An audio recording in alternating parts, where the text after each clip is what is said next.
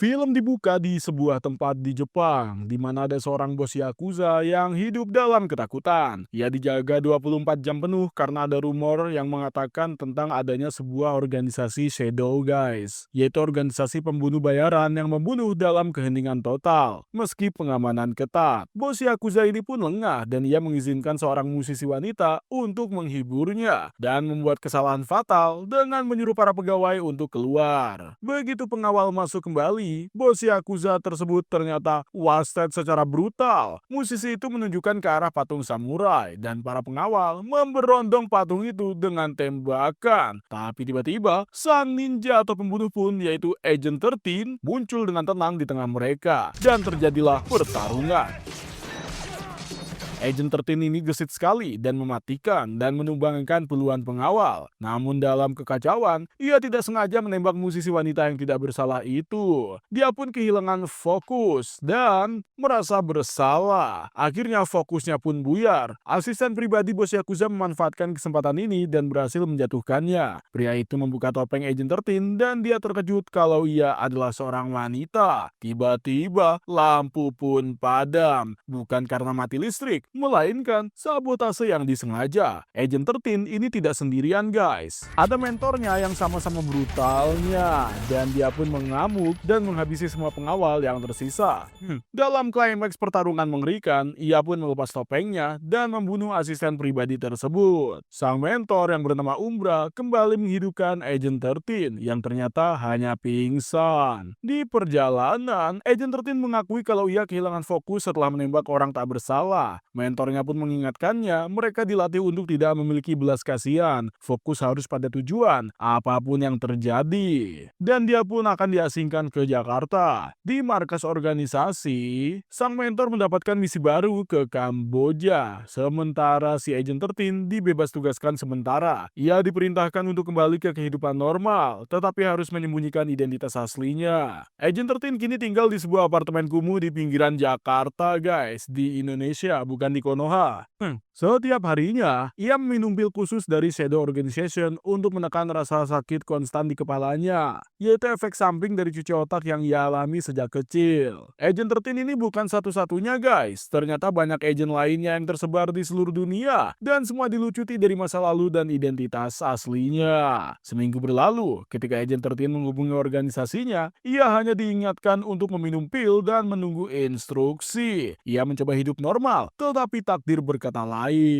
Dalam perjalanan menuju kamarnya, Agent 13 secara tidak sengaja melihat seorang anak laki-laki bernama Mongji yang kesulitan membantu ibunya yang pingsan karena mabuk berat. Agent 13 merasakan dorongan untuk membantu, sebuah sensasi asing, tetapi memilih untuk mengabaikannya. Ia tidak ingin terlibat, dan malam harinya dari jendela apartemennya, Agent 13 melihat Mongji dan ibunya didekati sekelompok preman. Sekali lagi, ia memilih untuk tidur, tapi keesokan paginya, kabar buruk pun menyebar. Ternyata ibu Mongji ditemukan wasted dalam kondisi yang mengenaskan dan dipukuli secara brutal. Mongji kini sendirian guys. Saat Agent 13 sedang makan bakso, Mongji tiba-tiba menghampirinya dan meminta sisa makanan. Momen sederhana itu adalah awal perkenalan mereka, di mana Mongji berbagi cerita tentang kematian ibunya, yang entah bagaimana terhubung dengan seseorang bernama Haga. Hati Agent 13 pun tergerak dan ia menghibur Mongji dan mengajaknya berkeliling kota dengan motor. Untuk sesaat, Mongji pun tersenyum kembali. Keesokan harinya, Agent 13 menemukan catatan singkat yaitu terima kasih dari Mongji, yang ternyata rumahnya kosong. Mongji ternyata telah pergi, dan tak lama kemudian seorang pria bernama Jackie pun muncul, yaitu utusan dari Haga. Jackie di sini mencari barang yang disembunyikan di rumah Mongji berupa narkopski dan uang yang dicuri ibu Mongji sebelum ibunya tewas. Saat Jackie sibuk menikmati narkopski curian itu, Agent 13 muncul dan menuntut untuk dibawa langsung ke Haga. Dalam perjalanan, Agent 13 mengetahui identitas Haga yang sebenarnya, di mana Jackie menunjuk ke sebuah papan reklame besar yang menampilkan sepasang calon gubernur dan wakil gubernur, yaitu Sumitro dan putranya, Ariel. Mereka adalah sosok di balik nama Haga guys. Pasangan ayah dan anak ini pun diam-diam menjalankan kerajaan Narskopski dan mengendalikan berbagai tempat hiburan liburan di Jakarta. Bukan hanya Haga, seorang kepala polisi bernama Prasetyo juga terlibat dalam bisnis kotor tersebut. Semuanya terasa busuk. Tiba di Monrose, yaitu klub malam yang dikelola oleh Haga. Agent 13 dibawa bertemu dengan Saria, adik perempuan Haga yang juga kejam. Agent 13 berhasil meyakinkannya agar ia membawa informasi berharga dan diizinkan bertemu Haga. Agent 13 ditinggalkan di ruang pengawasan, dan dia memanfaatkan kesempatan ini untuk memeriksa rekaman CCTV dan melihat bahwa Mongji pernah dibawa ke tempat itu juga. Tanpa buang-buang waktu, Agent 13 melancarkan serangan. Ia melumpuhkan para penjaga, menyerbu kamar, dan menantang Haga berduel 1 lawan 1.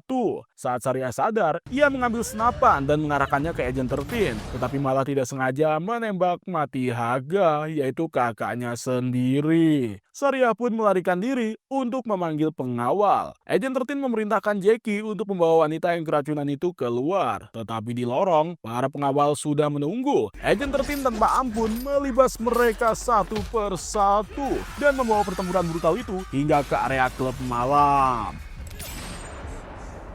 Begitu sirene polisi terdengar, kekacauan pun mereda guys. Agent 13 dan Jackie melarikan diri. Jackie meninggalkan wanita yang bersamanya di pinggir jalan dan pergi menjauh. Sementara itu, kepala polisi yaitu Prasetyo yang sedang menginterogasi geng Narkovsky dengan brutal menerima telepon tentang kematian Haga. Prasetyo yang merupakan teman dekat Ariel segera bergegas ke TKP hanya untuk menemukan temannya terbaring tak bernyawa. Prasetyo menghubungi Ariel, yaitu putra Sumitro. Padahal di mata publik, Ariel dan Sumitro ini ditampilkan sebagai calon pemimpin yang santun dan rendah hati. Tapi kenyataannya, mereka adalah figur korup yang mendanai kampanye mereka dengan uang kotor dari Narkovsky guys. Ariel yang stres karena pekerjaannya memiliki kebiasaan mengurung orang di ruang tahanan pribadi di bawah rumahnya. Kali ini, targetnya adalah Mongji. Prasetyo tanpa atribut polisi bersama anak buahnya yang juga polisi menyamar sebagai penjahat. Mereka mendatangi kediaman Jackie yang sedang merawat neneknya yang sakit. Tujuan mereka adalah mencari tahu siapa Agent 13 dan di mana ia bisa ditemukan. Sementara itu, Agent 13 diam-diam mengaktifkan protokol darurat di telepon organisasinya dan berusaha mendapatkan senjata. Prasetyo dan anak buahnya menginterogasi Jackie yang bersikeras kalau ia tidak punya hubungan dengan Agent 13. Tiba-tiba, suara tembakan terdengar di luar. Agent 13 muncul dengan motornya dan ia menembak jatuh anak buah Prasetyo satu persatu. Pertarungan brutal antara pembunuh bayaran dan polisi korup pun tak terhindarkan. Setelah membereskan anak buah Prasetyo, Agent 13 mendekati Prasetyo yang tidak bisa melawan dan dia pun menginterogasinya. Tapi tiba-tiba, Jackie menyerang Agent 13 dari belakang dan memungkinkan Prasetyo melarikan diri. Agent 13 segera mengejar Prasetyo hingga ke kediaman Ariel. Saat Agent 13 menyusup dan menyisir tempat itu, Ariel tiba-tiba muncul. Prasetyo yang marah pun ingin menghabisi Agent 13, tetapi Ariel menghentikannya. Saat Prasetyo membisikkan sesuatu di telinga Agent 13, Agent 13 menembak mati Prasetyo. Ariel yang menyaksikan insiden itu segera memukul Agent 13 dengan tongkat baseball hingga pingsan dan membawanya ke ruang tahanan guys. Mary pun sejenak meninggalkan kekacauan di Jakarta. Di sisi lain, kita akan diarahkan ke hutan di Kamboja, di mana mentornya yang bernama Umbra sedang memburu target. Umbra menemukan dirinya dalam bahaya, tetapi agen lain bernama Troka tiba-tiba muncul dan menyerang musuh dengan kejam. Mereka menemukan target tersembunyi di sebuah gubuk. Saat Umbra berhasil menjatuhkan target, ia terkejut. Itu adalah mantan anak didiknya, yang seorang pembunuh bayaran yang dicap pengkhianat. Agen itu mengungkapkan ia dan beberapa agen lain membelot karena mereka tahu Shadow Organization hanya memanfaatkan mereka untuk kepentingan sekelompok kecil orang. Agen tersebut hanya ingin hidup normal saja guys, bahkan ia juga sedang hamil. Di sini ternyata Umbra tidak sampai hati untuk membunuh mantan anak didiknya, tetapi di ambang pintu, Troka menunggu, dan tanpa ragu, Troka pun membunuhnya. Troka melaporkan keraguan Umbra kepada manajer, yang juga menunjukkan foto-foto kekacauan yang disebabkan Agent 13 di Jakarta, di mana Umbra harus bertanggung jawab. Kembali ke Agent 13 yang disiksa oleh Ariel di ruang bawah tanah. Tepat ketika Ariel ingin menghabisinya, Sumitro sang ayah ternyata muncul dan memarahi Ariel atas ketidakmampuannya. Sumitro melihat potensi besar pada Agent 13. Jika ia bisa mengalahkan puluhan polisi sendirian, maka ia bisa menghadapi Kabil dan pasukannya dalam transaksi Narkovsky yang akan datang. Dengan begitu, mereka bisa mendapatkan uang sekaligus barangnya. Tak lama setelah Sumitro pergi, Jackie dan Mongji dibawa masuk dalam kondisi babak belur. Mongji di sini terlihat kritis dan Agent 13 hanya bisa menahan amarah untuk menunggu waktu yang tepat. Malam transaksi tiba, Agent 13 dipaksa membawa tas berisi barang. Setelah uang ada di tangan Ariel dan barang diambil Kabil, Mongji meninggal dunia di mobil yang sama dengan Jackie. Hilang sudah alasan Agent 13 untuk menuruti perintah Sumitro. Jackie juga langsung memberontak dan berteriak memberitahu Agent 13 tentang kematian Mongji. Kabil yang menyadari pengkhianatan Sumitro dan Ariel segera mengarahkan pasukannya untuk menembak. Sumitro pun tewas oleh pasukan Kabil. Ariel yang menyaksikan ini mengambil senjata dan menembak membabi buta. Setelah mengalahkan para tentara, Ariel melompat ke mobil dan mengenakan topeng khasnya. Dalam amarah, ia meneriaki Agent 13. Dan kali ini, Syariah tewas terlindas oleh mobil Agent 13. Ariel dan pasukannya dengan cepat bergerak untuk memburu Agent 13. Dan kini, hanya Ariel dan Agent 13 yang tersisa. Dengan keterampilan membunuh yang terasa bertahun-tahun, maka jelas guys, Ariel dan politisi muda tanpa kemampuan bertarung tidak punya peluang sama sekali. Dan mereka pun tewas mengenaskan di tangan Agent 13. Setelah semuanya berakhir, Agent 13, Jackie, dan Mongji yang sudah wasted kini meninggalkan tempat itu. Namun mereka berdua akhirnya tertangkap oleh manajer dan mentor Umbra yang bersiap mengeksekusi Agent 13 karena melanggar protokol. Tepat saat Umbra akan melakukannya,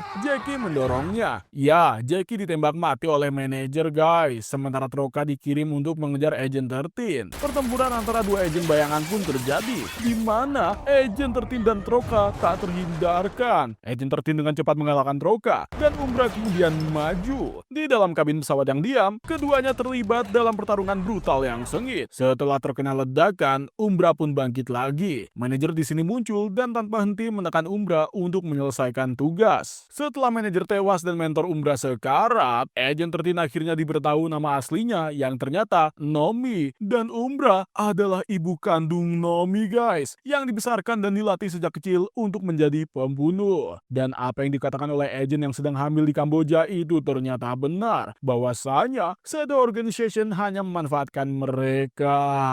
Agent 13 alias Nomi akhirnya menguburkan ibunya dan juga Mongji. Dan tiba-tiba sepasukan Agent Shadow muncul yang dipimpin oleh agent baru yang bernama Agent 14 yang ingin membunuh Nomi dan mengambil posisinya. Namun seorang pria bertopeng muncul dan menghabisi pasukan Agent 14 hanya dengan sebuah granat. Agent 14 pun terpaksa mundur. Ya, dia adalah Master Buret, yaitu seorang agent senior dan juga mentor dari ibu Nomi. Sama seperti agen-agen nakal lainnya, Master Buret mengundang Nomi untuk bergabung dalam perjuangan mereka untuk melawan korupsi di Shadow Organization. Pertarungan Nomi yang sebenarnya pun baru saja dimulai. Ia bukan lagi Agent 13, tetapi Nomi, yaitu seorang Shadow yang telah menemukan kembali rasa kemanusiaannya.